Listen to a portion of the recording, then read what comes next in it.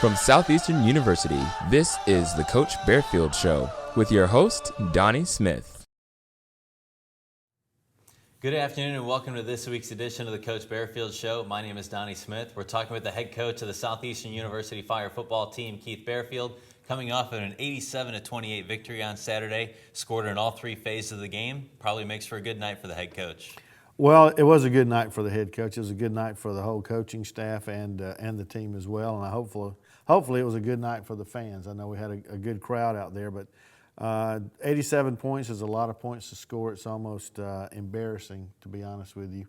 I would have liked to have ended it a little bit less than that, but the other team wouldn't cooperate. So anyway, we had a big night on the scoreboard, and it was a very fun night. Your defense now has a touchdown in 4 consecutive games. Have you ever seen anything like this during your college coaching career? No, and I hope they keep it up. I hope they finish the season. You know, every game for the last 5 games they scored and have that's got to be a record somehow. But no, I've never had that happen before. We're excited the way our defense is playing, and they pick us up at the right time.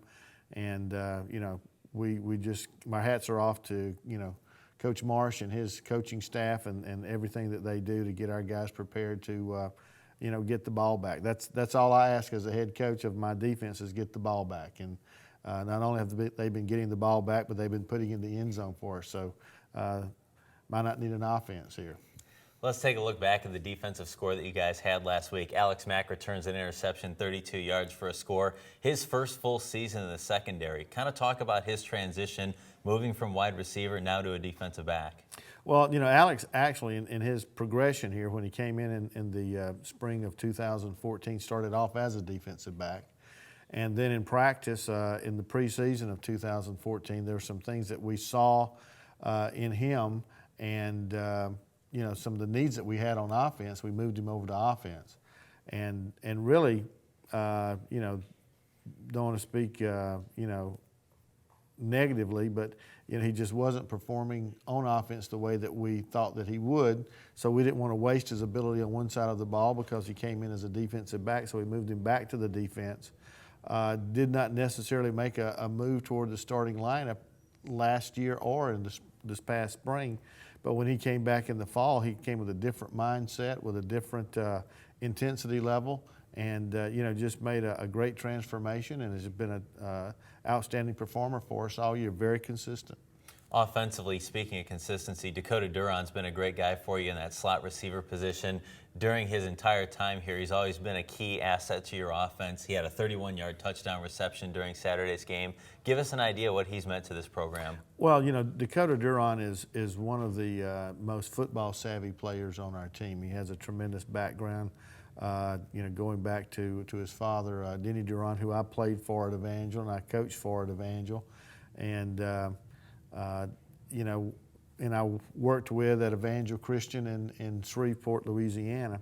So our families have a deep connection there. But I knew his football knowledge, his football savvy. He runs some of the best routes of any receiver that I've ever coached. And you know, I'd say between him and Michael Weir, we've got 2 of the best route runners in the nation on our team.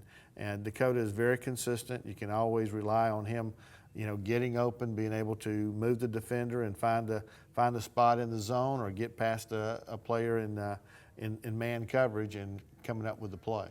Big play that you guys had on special teams, taking advantage of a mistake and returning a punt for a touchdown. Jonathan Hicks getting into the end zone on that, taking advantage of their mistake. Give us an idea on the special teams that you saw. Well, you know, we're very pleased overall with the special teams. You know, the thing is when you're the head coach, you don't always focus on the good things. You have a tendency to look more at the things that aren't so good. But, you know, Jonathan Hicks has been giving us a great performance all year, helping us get good field position. You know, by, you know, returning kicks, you know, every 10 yards, that's the first down that the offense doesn't have to pick up to score. In the case Saturday night, he came all the way back from his punt fielding position and went past the punter and picked it up on the 1 yard line and returned it for a touchdown. That might tie the record for the shortest punt return for a touchdown in the history of college football. I don't know if you've looked that up or not, Anyway, a very heads-up play. He got his punt return for a touchdown, something he had not had in his career. He's a senior, so we're very, very pleased that he got it, and he got it Saturday night. Would like to see a few more of those before his career's over here. A lot of coaches will say that special teams are a third of the game. Not sure how many believe it or treat it like it. I've always felt that in the time that the Fire football program has been going, the special teams have been very solid and very well practiced and thought out. Well, we spend a lot of time on special teams, and again, you have to take your hat off to Coach Shap Boyd, who is our special teams coordinator, and he drills those guys every day, instills in them a pride in what they do. And we have been very fundamental and very solid, in our special teams. We have a breakdown here or there, but it's not necessarily, our first line guys. I mean, we had a kickoff return for a touchdown to start the second half Saturday night, and that was due to, in my opinion, to the penalty that we had to end the first half. So we're kicking off from our 20, and we had a lot of substitutes in there that don't normally cover kicks. And so when you put all of those elements together, it just happened that they returned a kickoff for a touchdown. But that's the exception rather than the rule. Our guys do a tremendous job covering and getting the runners down inside the 20 on kickoff returns. Our punt teams have excellent coverage, and we have one of the top punters in the country in Caleb Winters. And Coach Boyd just does a tremendous job working with these young men and getting them prepared and ready each week to perform in our special teams. Over the last 2 weeks, Lauren Parker's really emerged as a second option in the backfield along with Jarrell Reynolds. Give us an idea what he's meant to your offense these last couple weeks. Well, I compare it to a little bit to the Miami Dolphin days when they had a Zonka and Mercury Morris back there, and the Mercury Morris being Jarrell Reynolds. And we did not have that punch up front coming from the running back position early in the season, and we kind of discovered Lauren Parker on the defense. As a matter of fact, Coach Marsh, again, I have to give him credit. After practice one day, he was telling me about how Lauren was running the ball against their defense in the scout team, and how nobody wanted to tackle him and this and that. So the next day, Lauren Parker was on offense. Coach Marsh might not speak up too readily anymore, but I think we all would agree on our team that he's made a difference, and that was one of the most astonishing runs I'd seen Saturday night when he broke loose on that big long run. Although he didn't get credit for the touchdown, there was a penalty on the play. It was an electrifying run for a guy who's a defensive end. Had he played running back before? Had he played offense? It seems like he's been pretty seamless fitting into that offense. Well, Coach Marsh is a recruiting coordinator, and Lauren played running back in high school, but Coach Marsh would not let me see those clips of him playing running back in high school. He just showed me the defensive clips. So anyway, he kind of hid that from me, but I guess his conscience was getting the better of him because he knew that we were looking for that big back in the offense to help make a difference. And he volunteered Lauren for that duty, and I'm glad he did, and I think a whole team is glad he did. You've got a key stretch of 3 games coming up, all in conference play. I know the team, you want to take them one game at a time, but as a coach, do you look ahead a little bit? Do you take a look at the big picture of this group coming up? Well, me personally, I never look ahead. I made that mistake one time in my career, and if anybody brings up a team down the road or the next week or anything like that, or tries to put film up on an opponent that's not the opponent for that week, I'll walk out of the room. I won't even be a part of the discussion. But this week we have an outstanding opponent in Ave Maria.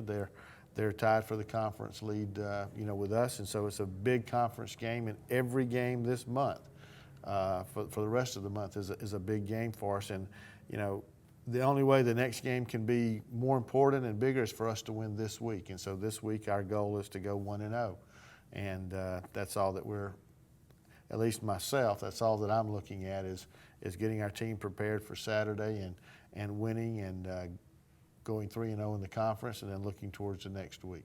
Give us an idea on the Gyrenes. What kind of things do they do well offensively and defensively?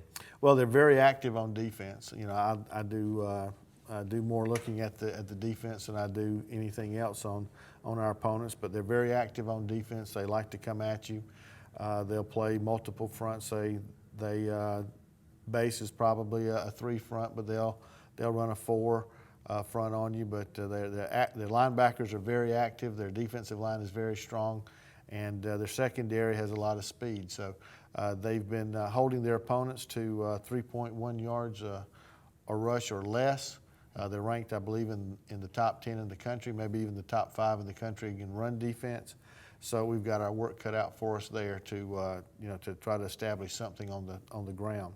Offensively, they run a spread, and they'll do a lot of different things out of us. Last year, they came in with multiple formations and had us confused quite a bit.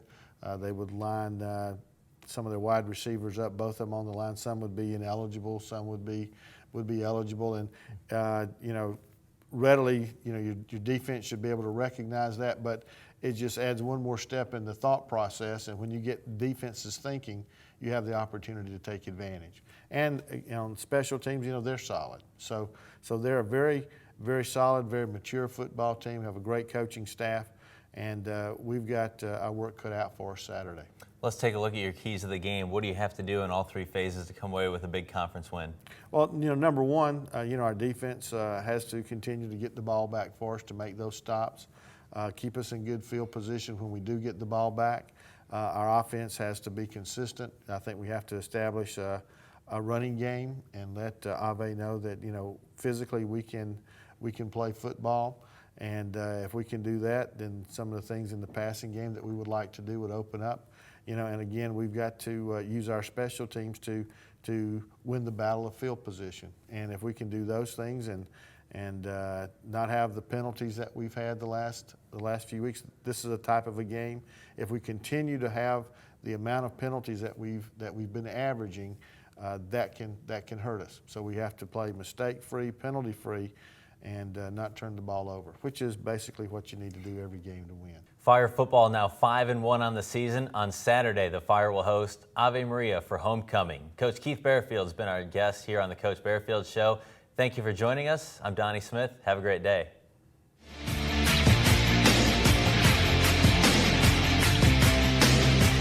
This is the Coach Barefield Show from Southeastern University, home of Fire football.